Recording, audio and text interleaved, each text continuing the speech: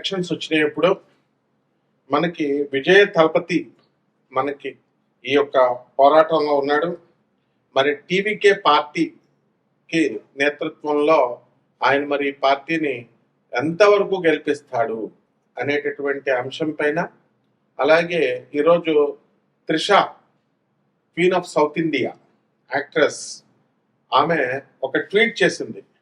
ఏమని చేసిందంటే, apparently I have quit films, married a rich business man. నేను almost ఇంచుమించుగా నేను సినిమాల్ని వదిలేసినట్టుగా అనిపిస్తుంది. అండ్ ఒక రిచ్ బిజినెస్ మ్యాన్ ని నేను పెళ్లి చేసుకున్నాను. అండ్ ఐఎమ్ రైజింగ్ క్వాడ్రూప్లెట్స్ అంటే ఇద్దరు కలవలు పిల్లలు అంటే ఇద్దరు కదా, 2 కలవల పిల్లలు అంటే నలుగురిని నేను పెంచుతున్నాను. Who turned 2 yesterday. నిన్నటికి 2 అయిపోయారు. 4 కవల పిల్లలు 2 అయిపోయారు. Anything else? ఇంకేమైనా చెప్పాలా? ఐ షుడ్ యాడ్ ఇంకేమైనా కలపాలా? నేను చెప్పాలా? Did we cover today's fiction quota? ఈరోజు మరి ఈ యొక్క ఫిక్షన్ అంటే ఒక చక్కగా ఈ యొక్క ఫిక్షన్ కోట మనకి అయిపోయిందా ఈ రోజుది? అంటే ఫిక్షన్ నవల్ అంటాం కదా, కథనాలు ఇవన్నీ కూడా. సో ఈరోజు ఓకేనా అని సరదాగా కామెంట్ చేసింది.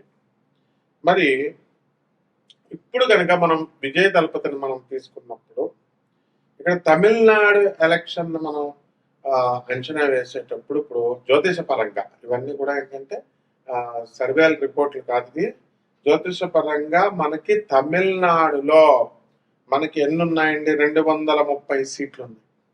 230 సీట్లుంటే మ్యాజిక్ మార్కు 116 రావాలన్నమాట ఎవరికి వచ్చినా సరే. ఇప్పుడు డిఎంకే ప్లస్ అయితే 102 నుంచి 115 వరకు మనకి రావడానికి అవకాశాలు ఉన్నాయని సర్వేలు చెప్తున్నాయి. అలాగే విడివిడిగా జ్యోతిష శాస్త్రం కూడా చెప్తోంది మనం క్యాలిక్యులేషన్ చేసుకున్నప్పుడు. అలాగే ఎన్డీఏకి 107 నుంచి 120 వరకు వస్తాయి. అలాగే టీవీకేకి 5 నుంచి 12 దాకా వస్తాయని, అదర్స్ 1 నుంచి 6 వస్తాయని అంచనాలు వేస్తున్నారు. అయితే ఇక్కడ ఏంటంటే మనకి ఇంతవరకు స్టాలిన్ గెలుస్తాడని అనుకున్నాం. సడన్ గా అప్పుడు తమిళనాడు యొక్క పల్స్ ని చిన్న పిల్లాడిని అడిగినా చెప్తాడు ఏంటంటే 5 సంవత్సరాలు వాళ్ళు డిఎంకేకి ఇస్తే కరుణానిధి ఉన్న సమయం నుంచి కూడా అన్నా డిఎంకేకి ఆ తర్వాత మళ్ళీ ఇంకొక 5 సంవత్సరాలు ఇచ్చేవారు. కరుణానిధి ఎన్ని మంచి పనులు చేసినా, ఎంత డెవలప్మెంట్ చేసినా ఇతన్ని పక్కన పెట్టేవారు, జయలలితకి ఇచ్చేవారు. అలాగే జయలలితకి 5 సంవత్సరాలు ఇచ్చిన తర్వాత మళ్ళీ ఈ యొక్క డిఎంకే పార్టీ కరుణానిధికి ఇచ్చేవారు. ఇది తమిళనాడు యొక్క వాటర్ తీరు అనమాట. సో ఇటువంటి తీరులో గాలి మార్పులు వచ్చి మొన్నటిదాకా డిఎంకే పార్టీ వస్తుందేమో అనుకున్నారు. కాబట్టి ఇప్పుడు స్టాలిన్ కూడా ఒక ద్రవిడియన్ పద్ధతుల్లో శ్రీరామచంద్ర ప్రభుని విమర్శించడం, వాళ్ళ కొడుకు కూడా హిందూ దేవుళ్ళని అవమానించడం, ఇలా రకరకాలుగా జరిగినాయి అనుకోండి అన్ని కూడా. అలాగే ప్రగతి కంటే కూడా, ప్రగతి ఎంత చేసినా కూడా గవర్నమెంట్ మీద ఒక విధమైనటువంటి ఇది వస్తుంది అనమాట.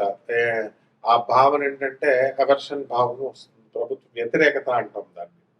సో అది వచ్చి ఆటోమేటిక్ గా ఇది ఆపోజిట్ పార్టీకి ఫేవర్ అవుతుంది. అది మనకి కూటమికి స్టాలిన్ నేతృత్వంలో ఉన్నటువంటి పాలక టీఎంకేకి ఏకపక్షంగా విజయం వస్తుందనేటటువంటి అంచనాలు ఎంతవరకు ఉన్నాయవన్నీ కూడా తలక్రిందులు అయిపోయినాయి ఇప్పుడు. కాబట్టి అందరూ కూడా ఎన్డీఏ వైపు మొగ్గు చూపిస్తున్నారు.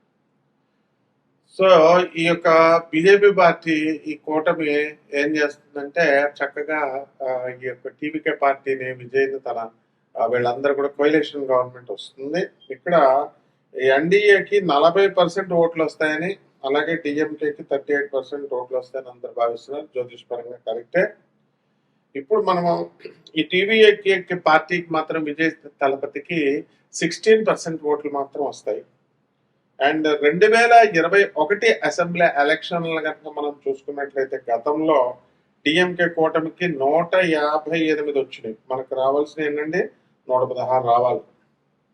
అలాగే అన్నా డిఎంకేకి 67 వచ్చినాయి. కాబట్టి ఇప్పుడు మనము ఏం చేస్తామంటే ఇప్పుడు విజయ తలపతి యొక్క జాతకం ఏ విధంగా ఉందో మనం చూద్దాం, పరిశీలన చేద్దాం. 22/6/1974 సంవత్సరంలో పుట్టాడు. ఇతను పుట్టింది మరి పుష్యమి నక్షత్రం చక్కగా. అయితే ఈయనకి మనకి లగ్నము కన్యా లగ్నం అయి ఉంది. అండ్ రాశి వచ్చేసరికి కర్కాటక రాశి. ఈ కర్కాటక రాశిలో చంద్ర కుజులు ఇద్దరు కలిసి ఉన్నారు కాబట్టి శశిమంగళ యోగం ఉంది. కానీ కుజుడు నీచపట్టాడు. నీచపట్టినటువంటి కుజుడు ఉచ్చ గ్రహంతో కానీ స్వక్షేత్రగతుడైనటువంటి గ్రహంతో కనుక కలిసినట్లయితే ఆ నీచత్వం కొంతవరకు పోతుంది. అందువల్ల అతనికి ఈ యొక్క కుజుడు స్వక్షేత్రగతుడైనటువంటి చంద్రుడితో కలవడం వల్ల కుజుడు వీక్నెస్ కొంత పోయి కుజదోషం కొంత హరించిపోయింది. కుజుడు కొంచెం బలం పొందాడు. అంటే కుజుడు యొక్క నేచత్వం పోయింది. అందువలన ఆయన సినిమాల్లో చాలా యాక్టివ్ గా ఉండడం, ముందుకు దూసుకెళ్ళడం లాంటివన్నీ కూడా చేశాడు. అంతేకాకుండా ఈ రెండు గ్రహాలు కూడా చంద్రుడు కుజుడు ఇద్దరు కూడా లాభంలో ఉన్నారు. అలాగే రాజ్య స్థితిగతుడైనటువంటి రవి బుధ శని గ్రహాలు మిథున రాశిలో మరి ఈ మూడు కూడా ఉండడం, మరి బుధాదిత్య యోగాన్ని రవి బుద్ధులు ఇద్దరు కలిసి బుధాదిత్య యోగాన్ని ఇవ్వడం జరిగింది. అలాగే రాజ్యాధిపతి స్వక్షేత్రగతుడై ఉన్నాడు బుధుడు మిథున రాశిలో రవితో కలిశాడు. అలాగే మిత్రుడైనటువంటి శని గ్రహంతో కలిశాడు. మరి ఇవి ఉన్నప్పటికీ కూడా రవి శనులు ఇద్దరు కొంచెం శత్రువులు కాబట్టి కొంచెం పవర్ మనకి ఈ యొక్క శనికి తగ్గింది అని మనం చెప్పుకోవాలి.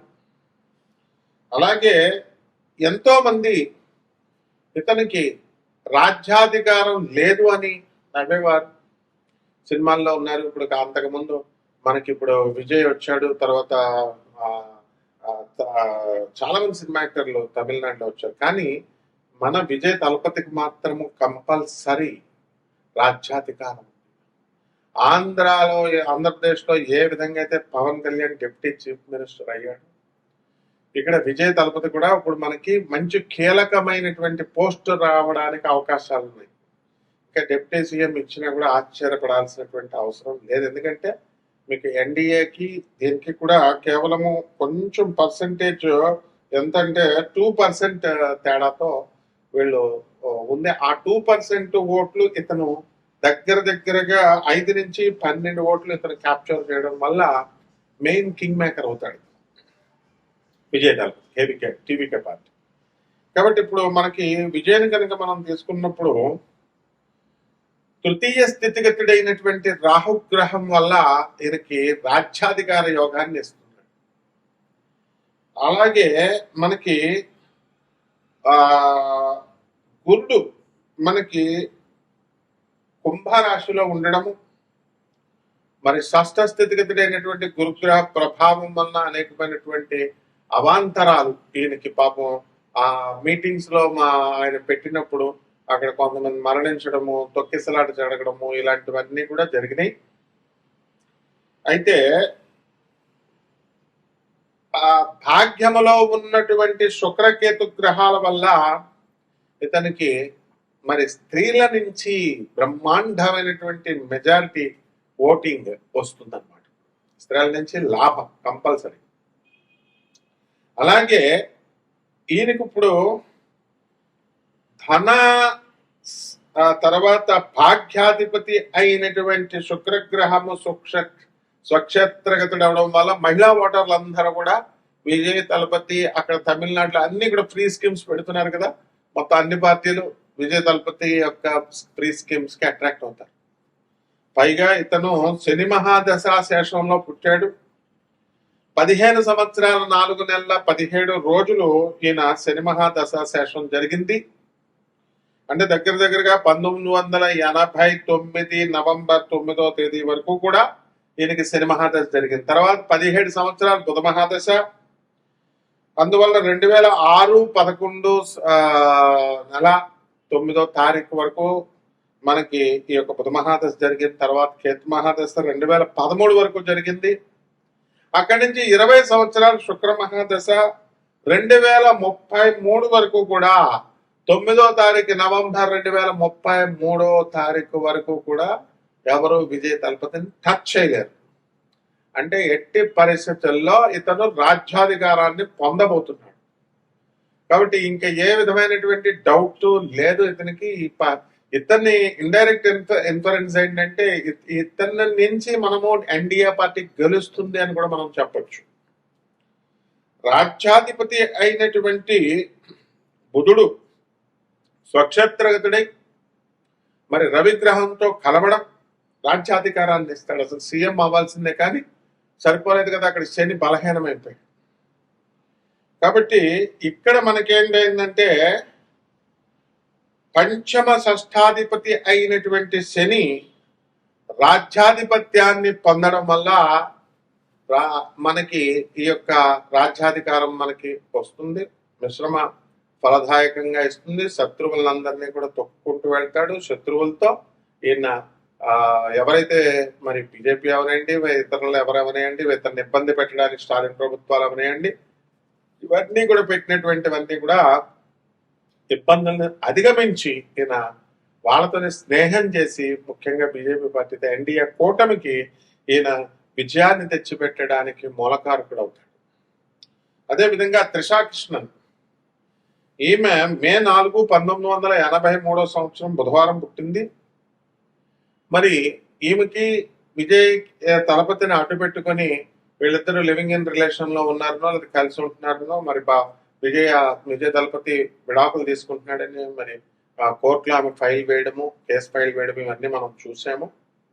కాబట్టి వీళ్ళిద్దరూ కూడా కలిసి ఉంటారా కలిసి ఉండరా త్రిష ఈ విజయ్ తలపతి అనేటటువంటిది కూడా మనం చర్చించుకోవచ్చు. ఈ యొక్క త్రిషా కృష్ణన్ కనుక మనం తీసుకున్నప్పుడు మకర రాశి అయింది ఆమెది, లగ్నం కర్కాటక లగ్నము, and she is very duty minded woman అన్నమాట. తమిళ్ అండ్ తెలుగు ఫిల్మ్స్ లో ఆమె బ్రహ్మాండమైనటువంటి పేరు ప్రతిష్టలు తెచ్చుకుంది. 1999లో మిస్ చెన్నై పీజియంట్ గా ఆమె ఒక అవార్డు తెచ్చుకుంది. అలాగే క్వీన్ ఆఫ్ సౌత్ ఇండియాగా మనము ఆమెను గుర్తించాము, ప్రజలందరూ కూడా గౌరవించారు. అలాగే 5 ఫిల్మ్ఫేర్ అవార్డ్స్ ఆమెకి వచ్చినాయి. తర్వాత సౌత్ లో అదే విధంగా ఒక తమిళనాడు స్టేట్ ఫిల్మ్ అవార్డు ఒకటి వచ్చింది. అలాగే 8 SIIMA అవార్డ్స్, సినిమా అవార్డ్స్ కూడా వచ్చింది. ఇక ఈమె జాతకాన్ని మనం చూసినప్పుడు సప్తమాధిపతి అయినటువంటి శని ఉచ్చస్థితిగతుడై అర్థాష్టమంలో ఉన్నాడు. అలాగే ఈయన రవి కుజులు ఇద్దరూ కలిసి ఈమెకి మేష రాశిలో బ్రహ్మాండమైనటువంటి కేంద్ర స్థానంలో ఉన్నాడు, రాజ్యాది స్థానంలో ఉన్నాడు. కాబట్టి ఈమె ఖచ్చితంగా విజయ తలపతితో ఉంటుంది. అంతేకాకుండా భవిష్యత్తులో కూడా ఈమె ప్రభుత్వం నుంచి ఐదర్ డైరెక్ట్లీ ఆర్ ఇండైరెక్ట్లీ ఈమె అధికారాన్ని ఆస్వాదిస్తుంది, ఎంజాయ్ చేస్తుంది. అంటే విజయ తలపతితో ఉంటుంది. లేదా ఈమెను కూడా భవిష్యత్తులో హోమ్ మినిస్టర్ గా అపాయింట్ చేయడానికి, ఒక మినిస్టర్ గా, ఏదో ఒక మినిస్టర్ ఎమ్మెల్యే ఎంపీ, పెద్ద విషయం కాదు ఇది. రవి మంచి ఉచ్చస్థితిగతుడై ఉన్నాడు, కుజుడు కూడా స్వక్షేత్రగతుడై ఉన్నాడు. ఇక్కడ కంపల్సరీ ఆమె అవుతుంది అనమాట. హోమ్ మినిస్టర్ అభివృద్ధి ఖచ్చితంగా తీరుతుంది. అదేవిధంగా లాభంలో ఉన్నటువంటి బుధగ్రహ ప్రభావం వలన మనకి ఈమెకి వ్యాపారం సామ్రాజ్యాన్ని విస్తరింపజేస్తుంది. బుద్ధిబలం చాలా ఎక్కువ ఈమెకి. ఇప్పుడు ఈ ఎలక్షన్ లోనే హోమ్ మినిస్టర్ అయిపోవాలని లేదు, భవిష్యత్తులో కంపల్సరీ ఆమె. ఇప్పుడు హేమమాలిని అవ్వలేదా మనం చూస్తుండగా, జయప్రద గారు అవ్వలేదా మా ఊరు జయప్రద. మరి చిన్నప్పటి నుంచి మేము అక్క అక్క అంటూ జయప్రద గారు లలితారాణి దగ్గరికి వెళ్ళేవాళ్ళం మేమంతా కూడా. కాబట్టి ఎంతో మంది మనం సినిమా యాక్టర్స్, విజయశాంతి గారిని చూసాం, అందరు కూడా రాజకీయాల్లో మరి రాణించేటటువంటి వాళ్ళు. ఈమె కూడా రాజకీయాల్లో రాణించేటటువంటి అవకాశాలు 100% ఉన్నాయి. ఇకపోతే ఈమెకి గురుడు పంచమ స్థితిగతుడే ఉన్నాడు, మంచి శుభాలను కలగజేస్తాడు. అలాగే చక్కగా ఈమెకి షష్ఠ స్థితిగతుడైనటువంటి కేతుగ్రహ ప్రభావం వలన మంచి తెలివితేటలు, ఆ తర్వాత ఈ యొక్క విదేశాలకు సంబంధించినటువంటి ప్రయాణాలు, వ్యాపారాలు ఇవన్నీ కూడా కలిసి వస్తాయి. అందువలన విదేశీ ఎక్స్పోర్ట్స్ ఇంపోర్ట్స్ బిజినెస్ లో కూడా ఈమె సినిమా ఇండస్ట్రీలో కూడా బ్రహ్మాండంగా టాప్ పొజిషన్ కి వెళ్తుంది. అలాగే ఈ యొక్క శుక్రుడు మనకి వ్యయంలో ఉండడము, రాహులు ఇద్దరు కలిసి ఉండడము, అందువలన ఈమె కొన్ని వందల కోట్ల రూపాయల ఆస్తిని ఈమె సంపాదించడం, మరి ఈమెతో ఈ యొక్క త్రిషాకృష్ణన్ మరి ఈ యొక్క విజయ్ తలపతితో కంపల్సరీ విడిపోకుండా లాస్ట్ వరకు కూడా వీళ్ళు పెళ్లి చేసుకుని ఉంటారు. ఇప్పుడు ఈ కాలంలో పెళ్లిళ్ళు అనేటటువంటి లివింగ్ ఇన్ రిలేషన్ వచ్చేసినాయి. ఇప్పుడు నరేష్ గారు చూసాం మనం, ఆయన చేసుకోలేదా ఆమెని. కాబట్టి హీరో కృష్ణ విజయ నిర్మల్ గారు అబ్బాయి చేసుకున్నాడు కదా. అలా ఇది ఈ విషయంలో విజయ్ తలపతికి మరి కన్యా లగ్నం అవడం వల్ల మనకి సప్తమాధిపతి అయినటువంటి గురుడు షష్ఠ స్థితిగతుడై ఉన్నాడు కాబట్టి అతనికి భార్యతో డైవర్స్ అవ్వడం.